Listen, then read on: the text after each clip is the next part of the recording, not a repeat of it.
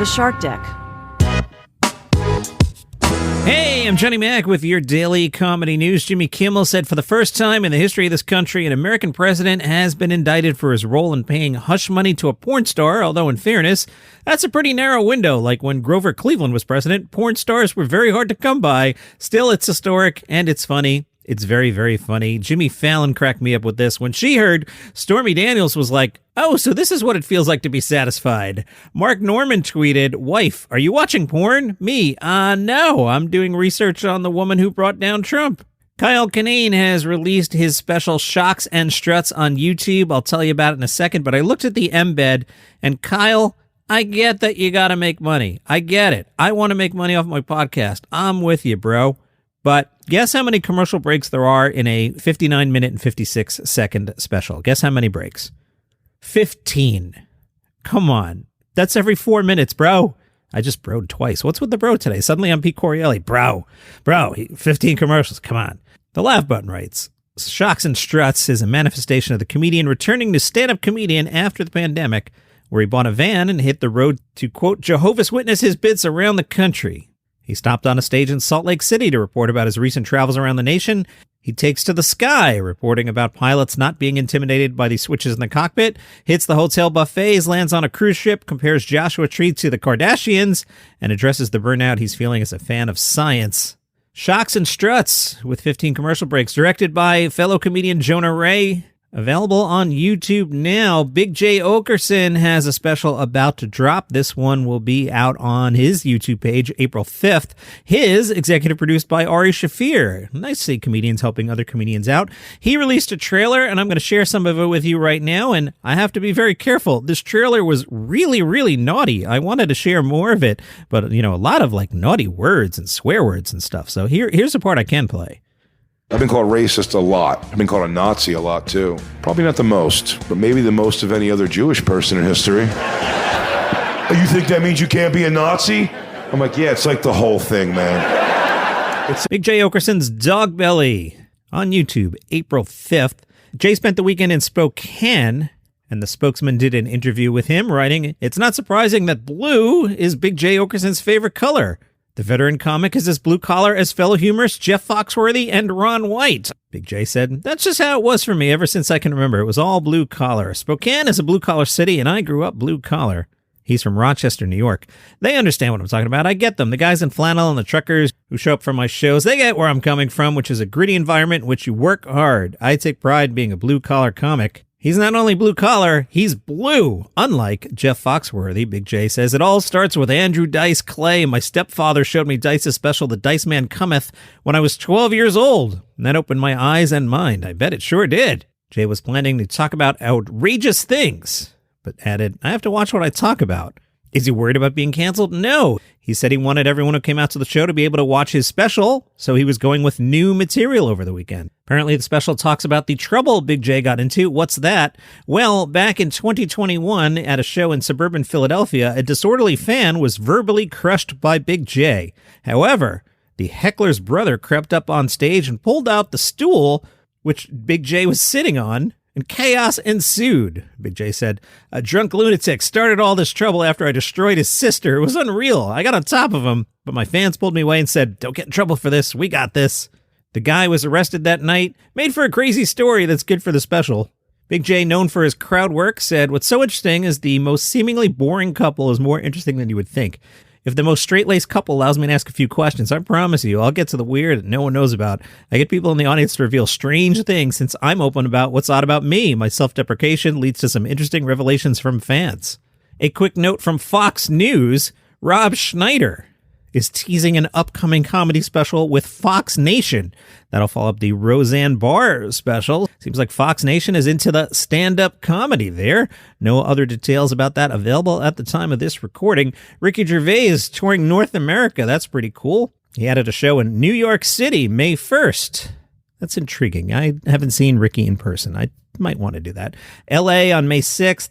New York on June 30th, New York on July 1st, but that one's already sold out, so you'll have to scalp or whatever you do. Toronto and Laval, Quebec. Jimmy Carr also announced some U.S. dates. It was pretty busy for Friday. All this news I'm telling you about, I hadn't parked or saved. This all was fresh news on Friday. Jimmy is one of my favorites. I haven't seen him in a while. The closest he's getting to me is Philadelphia, which isn't too bad of a drive, but let's see. U.S. dates, looks like it starts October 11th.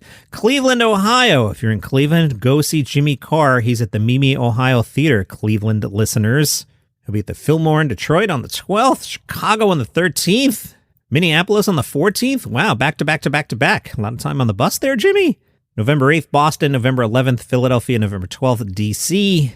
Then Atlanta, Hollywood, Florida. San Diego, L.A., Mesa, Arizona, Denver, Portland, the one in Oregon, Seattle, and finishing up December 16th in San Francisco. I highly recommend you see Jimmy Carr if he comes to your town or perhaps a nearby city like Philadelphia. Speaking of Philadelphia, Philadelphia Weekly spoke to Donnell Rawlings. Boy, that was a great segue there, John. Did you plan that? Not at all.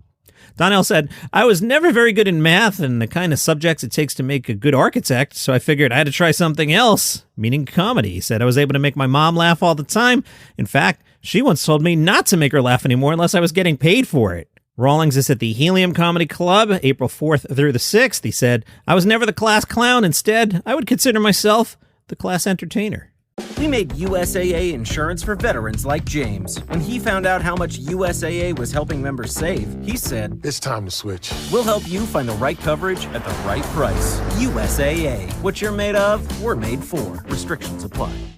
Hey, you know this woman, Kara Wood? She sponsors the show from time to time, perhaps even right now. She's got that book, The Power of the Streak. She was guilting me out. So I was emailing with her on the side about some commercial copy, and I'm like, I'm on a negative streak. She's like, why? And I'm like, well, I had the colonoscopy, so colonoscopy prep is not good for working out. You definitely don't want to take that stuff and go on a long run. Believe me, you want to stay close to home. Move on, John. Then day of colonoscopy, you've got the anesthesia. You're not getting a workout then. Then the next day, you actually have to do some work and record some podcasts. I mean, you can only record so many of these in advance. So I got on this negative streak, and she's like, you better run on Friday. And then I woke up on Friday. I was like, Kara Wood and the Power of the Streaks is going to annoy me and be like, you're not running. And so I didn't run Kara Wood. I did do 40 minutes spin class while catching up on podcasts because my phone is always blowing up. Anyway, now I'm on a streak of one day, or maybe where you are on Monday, maybe I'm up to 4 days now. The key here is you want to get on a streak, because once you get on a streak, you don't want to break the streak. So Kara Wood wrote this book, The Power of the Streak. It answers the question, how to stay consistent with exercise and keep you motivated over time. If you want, I can shame you on the podcast. I could do that. If you struggle with working out regularly, Power of the Streak. Grab the book, will you? It's available in all formats. You can get it on Amazon, Barnes & Noble online. There's an audiobook if you don't feel like using your eyeballs.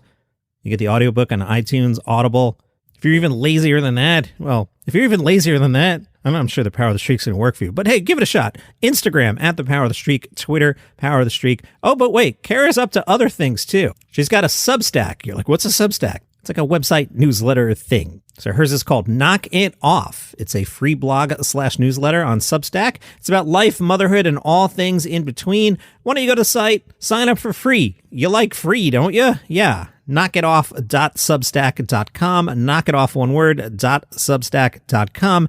Thank you, Kara Wood, for guilting me into doing 40 minutes of spin. User $1 hit me up on Twitter. $1 came in peace, and I'm like, you're right, I will clean this up. Thank you for listening, $1.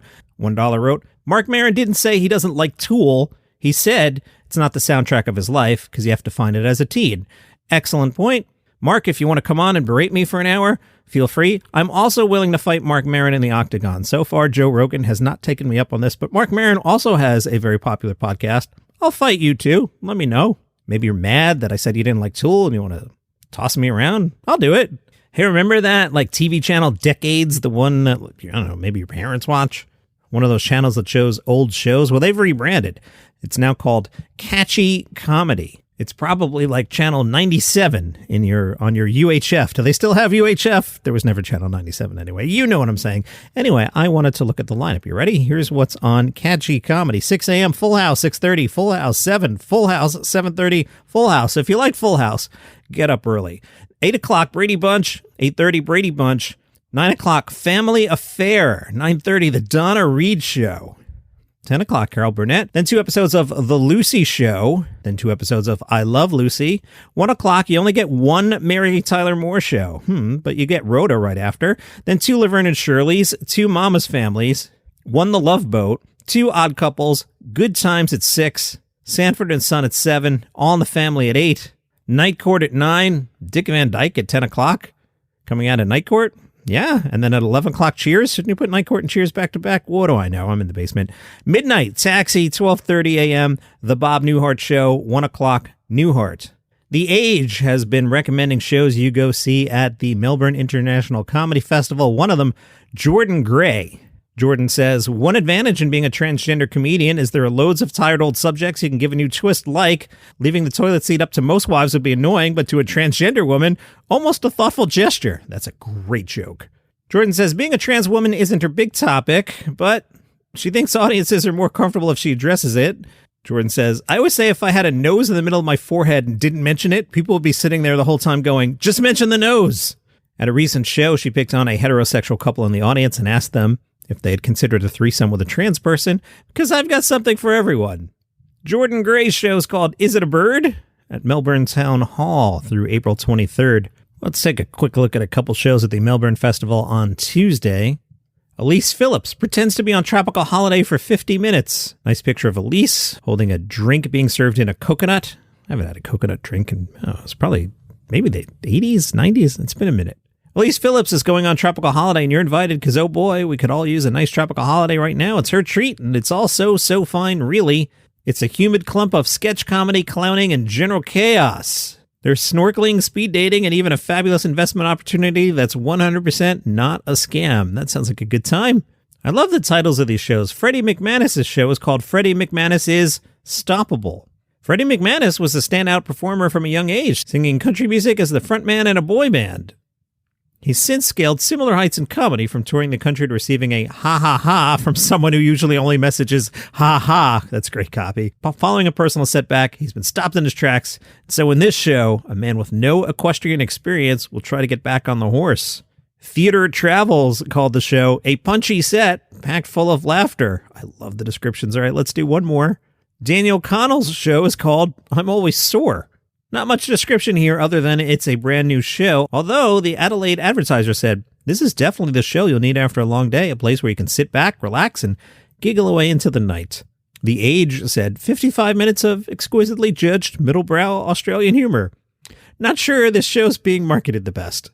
I want to thank you guys. A couple things. One, on the Facebook group, I've been doing some very, very light research. I was listening to another podcast and they did this thing with 5 questions you should ask your audience. And I'm like, that makes sense to me. So I've just been polling the listeners and seeing what you're saying. Questions about, was the show too long and too short or whatever? And it seems like most of you are happy with it. I mean, I imagine if you're in the Facebook group, you don't hate the show. That would be crazy. And also the numbers for March were very strong. It's hard to compare different months. So year to year, March to March was way up. But along the way, things will happen like The Slap, which actually spiked last March's numbers. Or, Dave Chappelle's something. But March up over February and March up over March of last year. So thank you very much for listening every day. Tell a friend. And I do want to acknowledge that political satirist Mark Russell passed away Thursday last week. He was 90 years old. This guy, he had like a Stephen Colbert kind of look and would play the piano and sing political songs. If you're kind of my age, you remember him. He was best known for his PBS specials. He was a member of the National Comedy Center Advisory Board. Fellow member Jon Stewart said Mark Russell was a DC institution who did the hardest thing a comic can do, relentlessly and righteously mock his neighbors. In 1994, Russell supported Two Live Crew. You didn't think I was going to say that. When the hip-hop group was sued for copyright infringement for their parody of Roy Orbison's song Oh Pretty Woman, Russell and Two Live Crew's frontman Luther Campbell successfully argued before the U.S. Supreme Court that song parodies were protected under fair use. As recently as last October, Mark Russell took on issues including the January 6th insurrection. Byron Allen, who worked with Russell on Real People, which ran on NBC from 79 to 84. Remember that show? If you're my age, that's where you know Mark Russell from. Byron Allen called him a brilliant man and an American treasure. Mark Russell passed away, age 90. That's your comedy news for today. Hello, I am Mark Francis, host of Palace Intrigue, the podcast that delves into the daily drama of the British royal family. These short daily episodes cover the latest news and scandals involving the likes of Prince Harry, Meghan Markle, Kate Middleton, King Charles, and the rest. From backroom sources to public controversies, we've got you covered. Whether you're a long-time fan or just curious about the royals, Palace Intrigue is the perfect podcast for you. So join us as we explore the lives, legacies and dramas of the British monarchy. Subscribe now and never miss an episode of Palace Intrigue.